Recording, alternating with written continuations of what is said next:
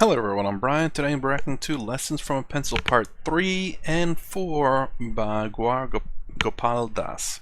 So if you haven't seen the first one, it should be already out. Let's go ahead and get started. A third important instruction that the At least the pencil eraser. maker gave the pencil was, unless you go through sharpening, what is within you will not come out. The pencil has to go through painful sharpening before the sharp lead comes out and makes an impact.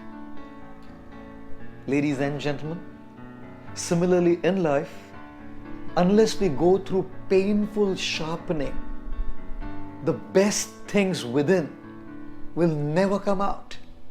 As they say, no pains, no gains. I read a very amazing Sanskrit verse once, which spoke about the 5 qualities that a student must have. In fact, each of us is a student in our life, and this is why we should possess and try to cultivate these 5 qualities. Kakacheshta bako dhyanam shwana nidra tathaiva cha alpahari grihatyagi vidyarthi panchalakshanam. Vidyarthi. Vidya means knowledge. Arthi means one who desires knowledge. Vidyarthi, one who desires knowledge. All of us should possess panchalakshanam. These 5 characteristic features and qualities. The first one, Kaka Cheshta. Kaka means a crow and Cheshta means effort. Kaka Cheshta means the effort of a crow. All of us in our childhood read the story of a crow who was extremely thirsty and was flying around looking for some water. The crow found a pitcher of water. As the crow landed itself on the rim of the pitcher and looked inside at the contents, he found there was water. But the water was at the very bottom of the pitcher, and there was no way that the crow could drink water by putting its beak inside. The crow started thinking, what should be done? And it came across a brilliant idea. It started flying around and picking up in its beak tiny pebbles and putting them inside the pitcher. Pebble by pebble by pebble, the crow kept working hard until the level of the water rose way up to the rim of the pitcher, and the crow quenched its thirst. Kakacheshta refers to the patient hard work and the effort of the crow.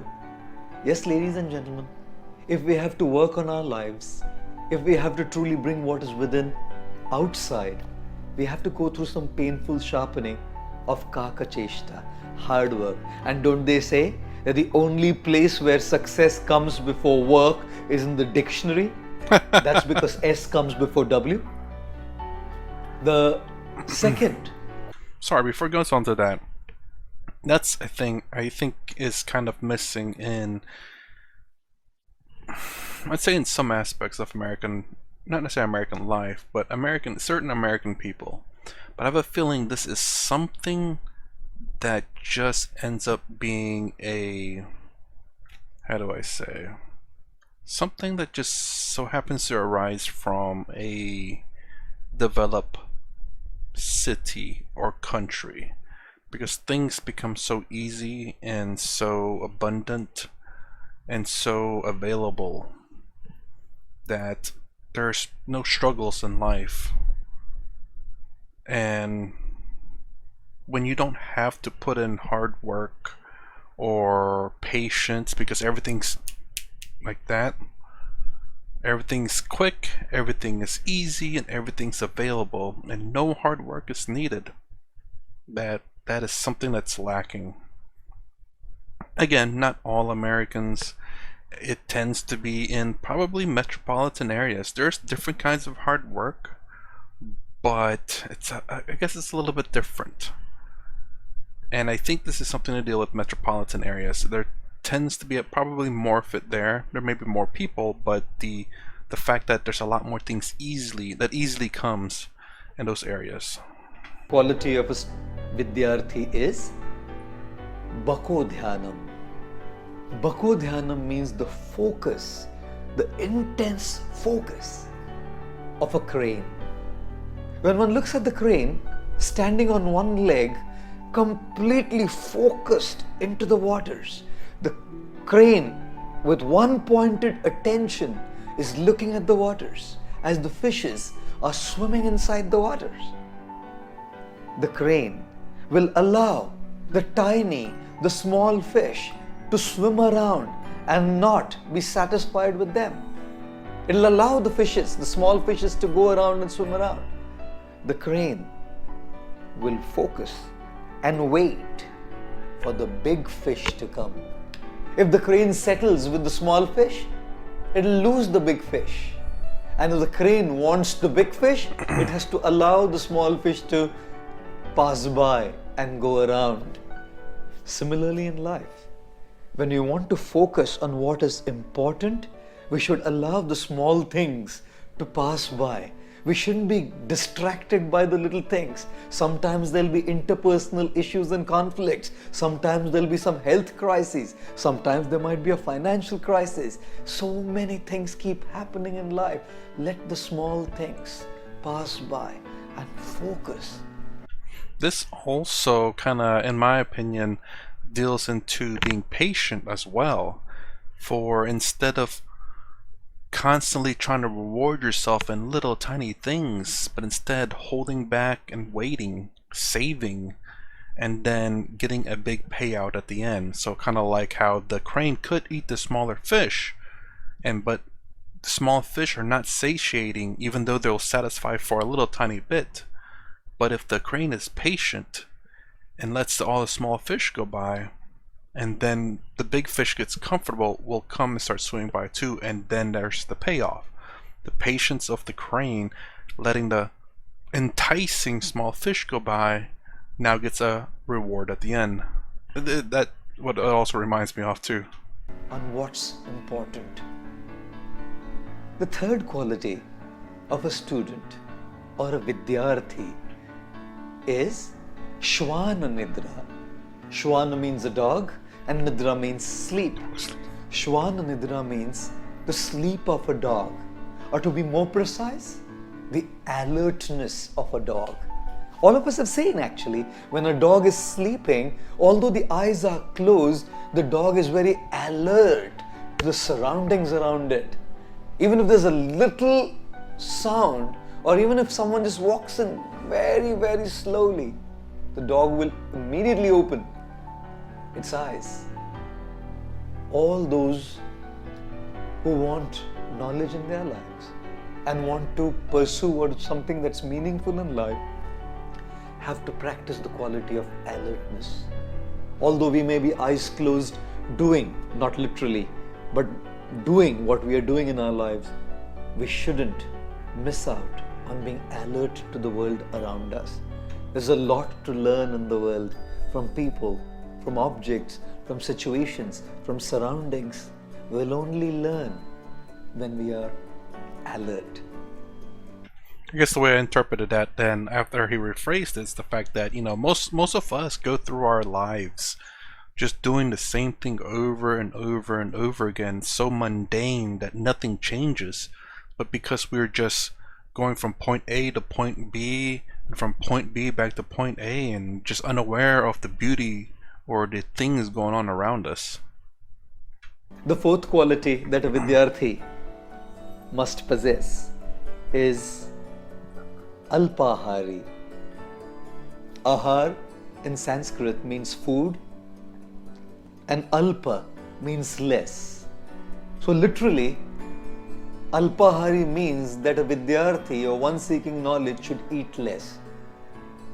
Now, this is not what is being implied by this word though. We have varieties of ahar. Like for example, for our tongue we have food, that's the ahar. For our ears we have sound, that's the ahar, music, talks. For our eyes, sights, people, beautiful panoramic scenery is the ahar. So for each of our senses there is ahar. And when this verse says that a vidyarthi should be alpahari, it means we should be very careful of what inputs we give to our senses. Because whatever inputs we give to our senses actually go and make a very deep, indelible impression on our psyche, on our inner systems. In Sanskrit that is called sanskar.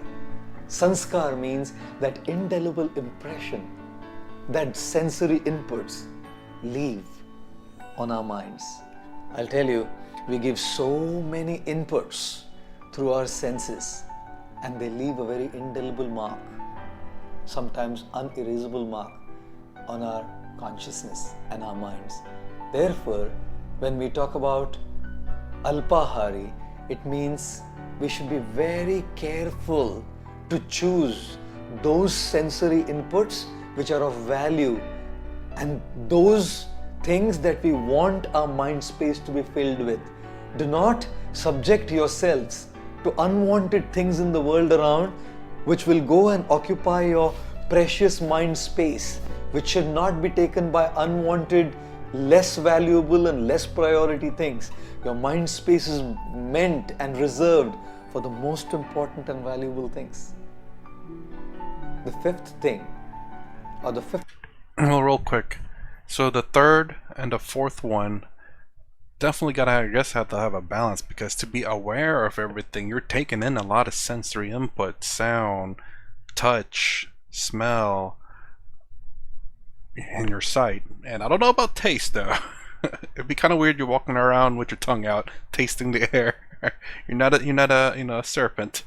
But yeah, I guess there's a balance between the third, which is be aware, but the fourth as be aware of what the kind of input you're getting, I suppose. Quality that a vidyarthi must possess is griha tyagi. Griha means home, tyagi means to give up, leave. In the ancient eastern world of India, students would leave their home at early age and go to study under their teachers or gurus in the school which was called Gurukul.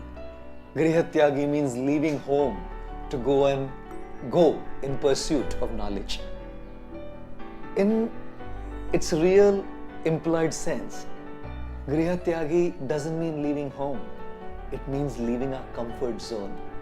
If we are living in our comfort zone, griha or home represents comfort zone. So if we are going to live in our comfort zone, there's no question of pursuing that which is of true value. Therefore, griha tyagi refers to coming out of our comfort zone, which is what no pains, no gains means. And thus, these 5 qualities, kakacheshta, the effort of a crow, bako dhyanam, the focus of a crane, shwananidra, the alertness of a dog, alpahari, giving the right inputs to our senses, and griha tyagi, coming out of the comfort zone, are painful, ladies and gentlemen. But no pains, no gains. And thus, the third thing that the pencil maker told the pencil was, you will have to go through some painful sharpening before what is important, the lead, comes out. Thank you. Just throw in a joke there. What about mechanical pencils? No, but I really actually, this series I actually do really like. It plays in so well with the item he's talking about. I kind of want to do maybe my own with chess. I don't know. I'll have to think about that and look into it. Maybe I'll do my own. I've thought about that actually, but I'll have to see about that for sure. So I like that. Actually, sharpening. That's very nice. I wasn't thinking about sharpening. And that's a very good one. Sharpening your senses. Sharpening yourself, actually. Yourself being your senses, your knowledge, your ability to talk to people, just your interaction in general, all these things you have to sharpen to be better. Better yourself so that you can be better for the world. I like that. Alright, hopefully the fourth part is going to be talking about the eraser. So I'll be right back. Okay, so the fourth part. Hopefully it's the eraser. The fourth message that the pencil maker gave the pencil It might be. I see a little bit of erasing there. was, when you write, You make mistakes. you will most certainly Right? end up making mistakes. What's truly great is that right behind you is attached an eraser, and you can actually correct that mistake and once again write the right thing. Ladies and gentlemen, even in our lives we make so many mistakes. And what's amazing is God has given us the opportunity, the chance to erase them, to correct them, and to rewrite our stories. We all make mistakes. I remember I once went for a program and a gentleman came to me and said, Prabhuji, I'm your fan. I said, why? He said, your talks are really inspiring, especially the jokes. I said, what about the points, man? He said, the points are good, but the jokes are great. I said to him, come on, all the jokes are only meant to really pass on the message and drive home the point. And just as we were talking, a little boy came running and I said, your son, right? He said, yeah. And just following the boy came a lady. I said, your daughter, right? And the man turned blue. And the lady was like all smiles, a ear-to-ear smile, because she was not his daughter. Why? She was actually his wife. The guy turned to his wife and said, प्रभु जी को ज़्यादा seriously नहीं लेने का, उनको jokes मारने का बहुत आदत है. Oh my God, I realized, God, I had made a big mistake there by asking if it was his daughter when she was actually his wife. I thought he was going to try to turn that into a joke. You know, it's like your daughter, right? I don't know how it would turn into a joke, but, you know, because that's the point of the discussion. We all make mistakes. Now, anyone who comes to me with people around, I never ask whether this is your son or daughter or wife or father or mother. I just ask, can you kindly introduce me to everyone, please? Simple, isn't it? Yes, we make mistakes. We should learn from those mistakes, erase them, correct them, and never repeat them. And this is the fourth thing that the pencil maker told the pencil. You will invariably make mistakes, but right behind is an eraser. We can erase, correct our mistakes, and rewrite the story of our life. Thank you. I will add this. It's a little bit of a depressing, but it's also a reality of life. When you write your stories, you sometimes write really hard. It's not sounding sweet or poetic, but sometimes you write really hard, you know? You writing really fast, really hard, and you make mistakes. Then you are trying to erase the mistake that you made. But then you realize you really, really wrote on it so hard that even though the lead is gone, the imprint is there. And there's nothing you can do to get rid of that imprint.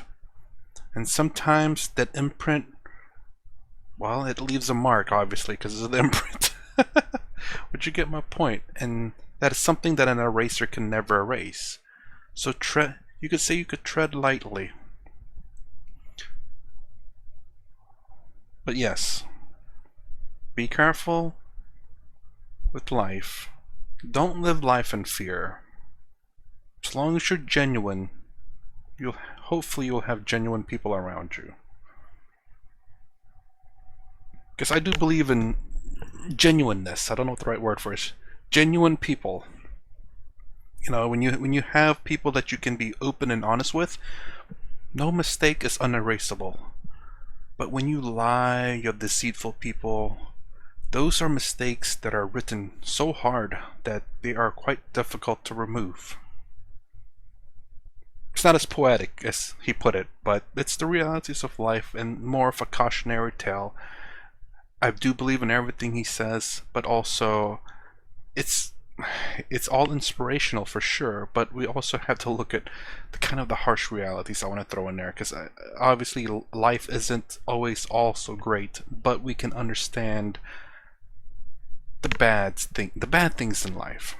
So anyways, that's the end of the reaction of Lessons from a Pencil by Gaur Gopal Das. If you like my content, please consider subscribing, thumbs up, thumbs down below. Thanks for watching. I'll see you in the next vid.